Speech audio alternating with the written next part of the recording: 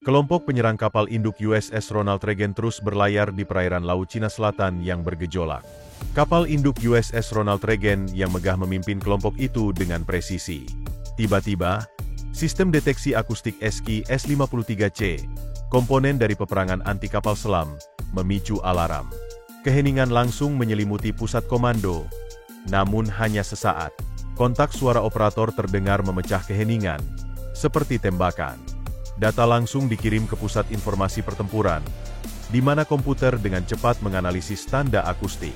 Target itu teridentifikasi sebagai kapal selam kelas Shang tipe 093 milik Cina. Alarm pun bergema di seluruh armada, mendorong kapal penjelajah dan kapal perusak untuk memposisikan ulang diri mereka, bersiap menghadapi potensi konflik. Apa yang terjadi selanjutnya? Tetap bersama kami untuk mempelajari kisah luar biasa ini, yang penuh dengan intrik, teknologi mutakhir, dan kemungkinan bentrokan antara negara adikuasa global. Ketika datang ke konfrontasi antara kekuatan besar di perairan yang diperebutkan, sejarah mengingatkan kita pada tanda-tanda peringatan yang tidak menyenangkan. Laut Cina Selatan telah lama menjadi teater perebutan kekuasaan, dengan setiap insiden menyerupai tong mesiu yang menunggu percikan. Pada tahun 2001, sebuah pesawat pengintai AS EP-3 bertabrakan dengan jet tempur Cina yang melintasi jalurnya. Kecelakaan tersebut mengakibatkan kematian pilot Cina dan memaksa EP-3 melakukan pendaratan darurat di Pulau Hainan. Cina menahan awak pesawat selama 11 hari, memicu krisis diplomatik. Contoh lainnya adalah insiden pada tahun 2013, ketika kapal induk Cina, Liaoning, dan kapal pengawalnya berusaha menghalangi kapal penjelajah AS USS Kelompok yang mengakibatkan jarak dekat yang berbahaya. Selama beberapa dekade terakhir, Cina tidak hanya meningkatkan kemampuan militernya, tetapi juga melakukan operasi skala besar untuk memiliterisasi wilayah yang disengketakan. Pulau-pulau buatan yang dilengkapi dengan sistem rudal dan landasan udara berfungsi sebagai pengingat keras bahwa Beijing siap untuk membela kepentingannya dengan cara apapun. Di sisi lain, AS mengirimkan pesan yang jelas, kebebasan navigasi di perairan internasional tidak dapat dinegosiasikan. Kelompok penyerang kapal induk Amerika Serikat secara teratur berpatroli di dekat wilayah yang disengketakan, menantang ambisi Cina. Setiap insiden baru, seperti kapal Cina yang bermanuver sangat dekat dengan kapal Amerika hingga pelecehan terhadap nelayan Asia Tenggara, menambah bahan bakar dalam api ketegangan ini. Laut Cina Selatan telah menjadi tempat pengujian, tidak hanya untuk kekuatan militer, tetapi juga untuk tekad politik. Dengan ketegangan yang meningkat, pertanyaannya bukanlah apakah konflik baru akan terjadi, tetapi kapan dan seberapa besar dampaknya. Sejarah memperjelas bahwa dengan setiap tahun yang berlalu, risiko insiden lokal meningkat, yang berpotensi berkembang menjadi bencana global. Bisakah insiden besar seperti intersepsi pesawat militer Cina oleh kelompok penyerang kapal induk Amerika, penangkapan kapal mata-mata Cina, atau intersepsi kapal selam mata-mata Cina, menjadi titik balik? Hari ini, kita akan fokus pada skenario terakhir. Mari kita mulai dengan aspek teknis dari insiden ini. Ketika kelompok penyerang kapal induk AS yang besar memasuki perairan yang disengketakan, mereka menyerupai benteng terapung yang bergerak melintasi lautan. Situs seperti itu dapat membuat musuh yang paling percaya diri pun terkesima. Tetapi, apa yang terjadi ketika mereka berhadapan dengan musuh yang hampir tak terlihat dan diam, yaitu kapal selam mata-mata Cina? Mari kita analisis pihak mana yang lebih siap untuk permainan kucing dan tikus bawah laut ini. Pemain pertama dalam permainan berbahaya ini adalah kelompok penyerang kapal induk AS. Di pusatnya adalah kapal induk besar yang mampu membawa puluhan jet tempur, pesawat pengintai, dan pesawat anti-kapal selam. Kelompok ini disertai oleh kapal perusak, kapal penjelajah, kapal selam nuklir, dan kapal pasokan.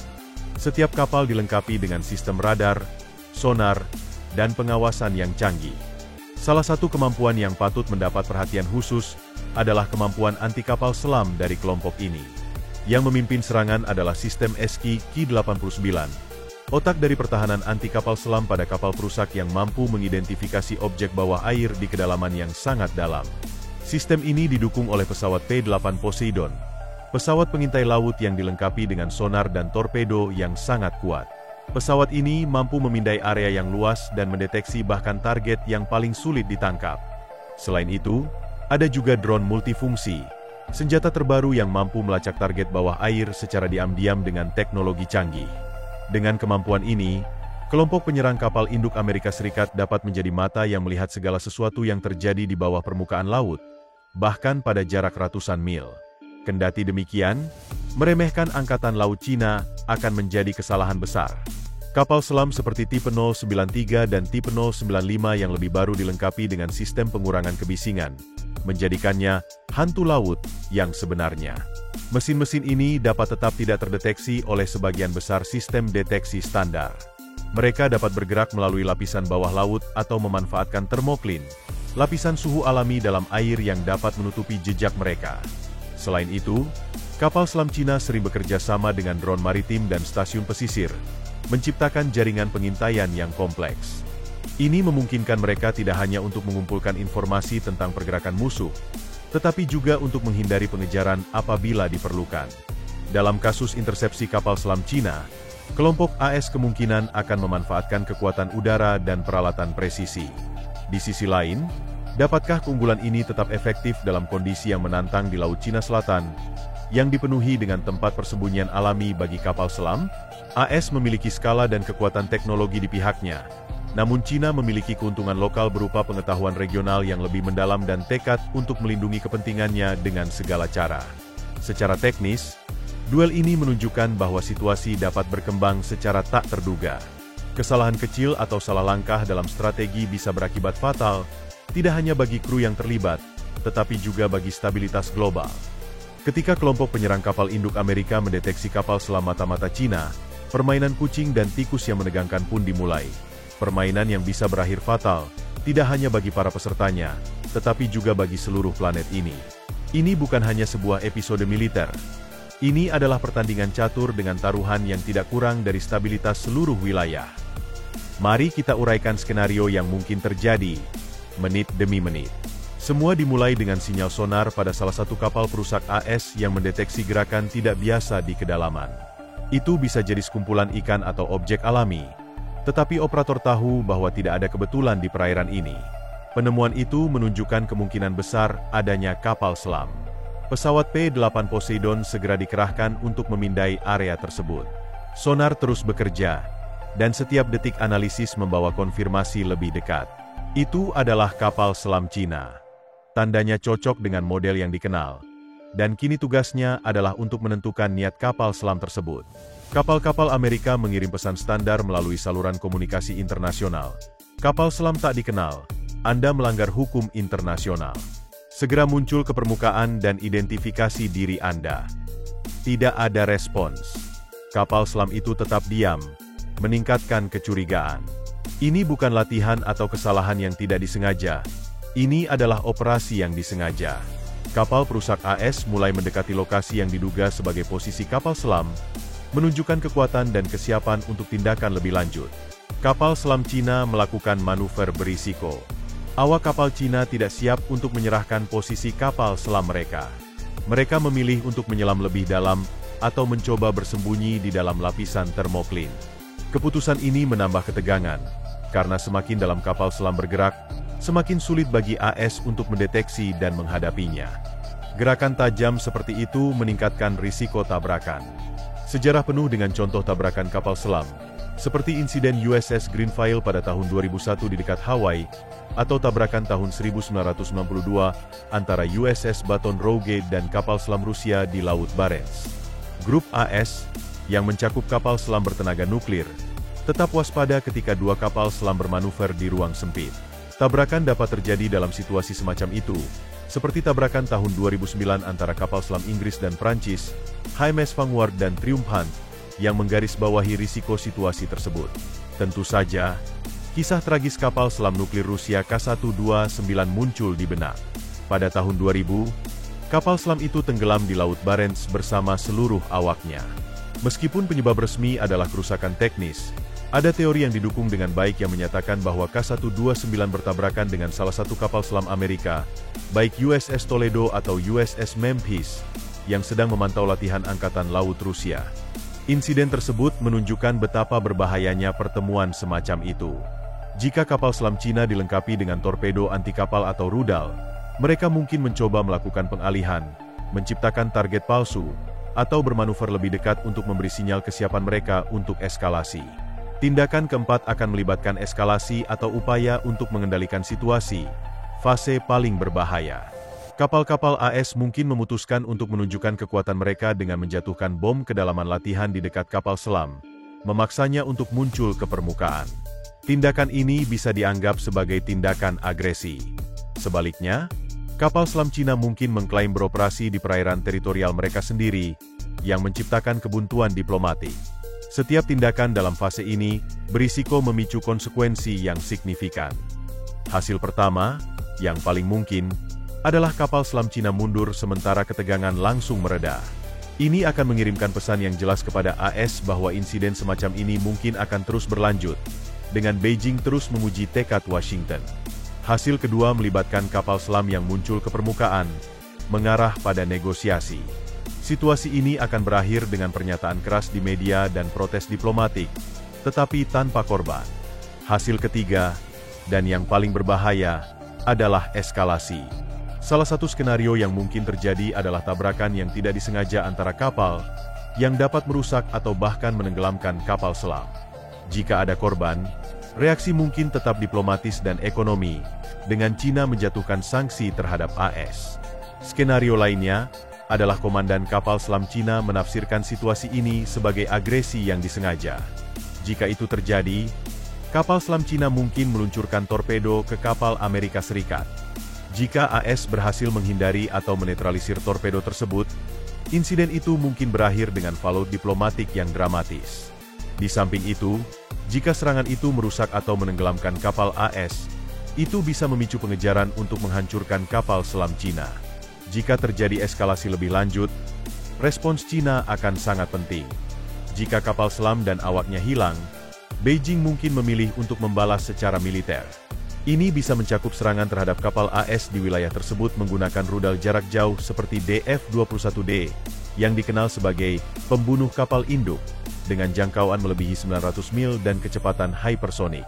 Rudal ini sangat sulit untuk dicegat. Cina juga dapat memanfaatkan infrastruktur militernya di wilayah tersebut. Pulau-pulau buatan dan pangkalan pesisir menampung kapal seperti J-1B dan J-16, serta pembom strategis yang mampu menyebarkan rudal jarak jauh. Gabungan kekuatan ini bisa melancarkan serangan skala besar terhadap pasukan Angkatan Laut AS. Dalam skenario seperti itu, Washington mungkin menghadapi pilihan yang sangat sulit, menanggapi secara militer atau mencari deeskalasi diplomatik. Kedua pilihan tersebut berisiko menimbulkan konsekuensi global yang signifikan. Respons militer bisa meningkatkan ketegangan menjadi perang skala penuh. Di sisi lain, penarikan diplomatik bisa memberi Cina keberanian lebih, sekaligus menandakan pergeseran dalam keseimbangan kekuatan global.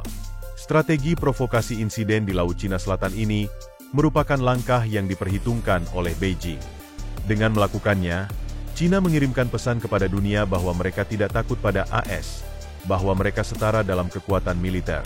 Strategi semacam ini menempatkan Cina pada posisi yang lebih kuat. Untuk AS, mempertahankan sikap tegas sangatlah penting. Gagal merespons dengan tegas bisa merusak kepemimpinan global AS dan menandakan berakhirnya tatanan dunia unipolar.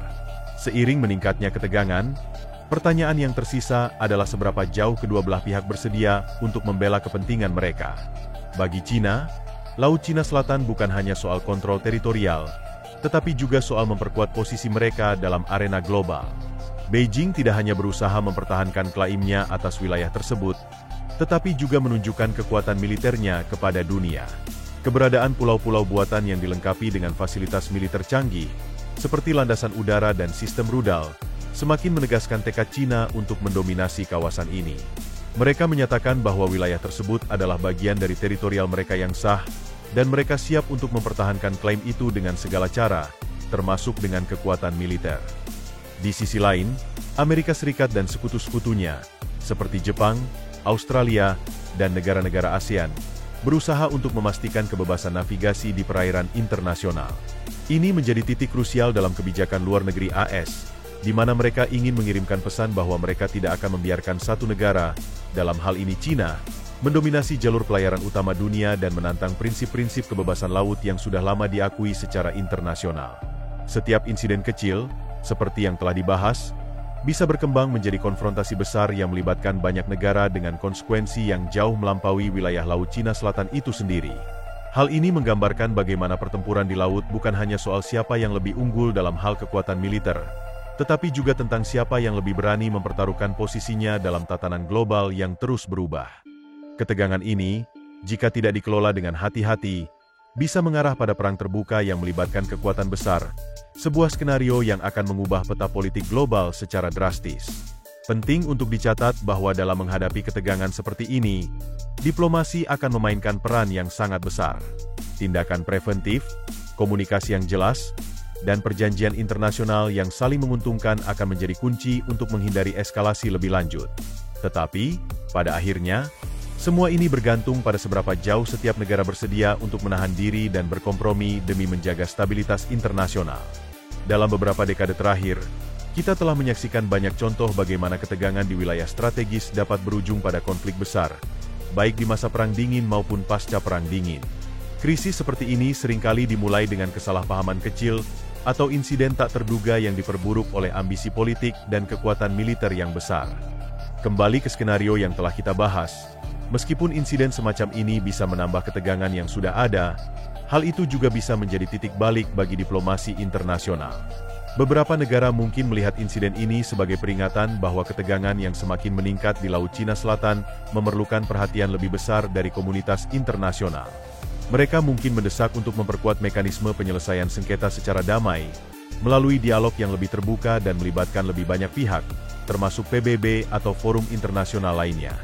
Jika ketegangan tersebut berlanjut dan semakin meningkat, kita mungkin akan melihat lebih banyak negara terlibat dalam upaya untuk menanggapi provokasi atau tindakan agresif.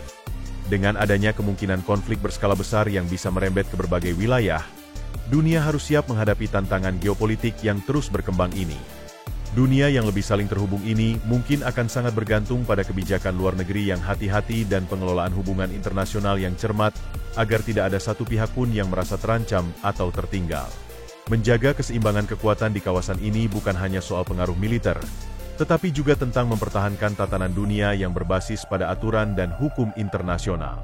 Laut Cina Selatan bisa menjadi arena untuk menunjukkan siapa yang menguasai masa depan geopolitik Asia dan, lebih luas lagi, dunia. Keputusan yang diambil oleh AS, China, dan negara-negara lainnya akan menjadi penentu arah masa depan di kawasan ini. Apakah mereka akan memilih diplomasi yang bijak atau menyerah pada provokasi yang bisa berujung pada konflik besar? Hanya waktu yang akan menjawab, dan sejarah akan mengingat bagaimana dunia menangani tantangan ini.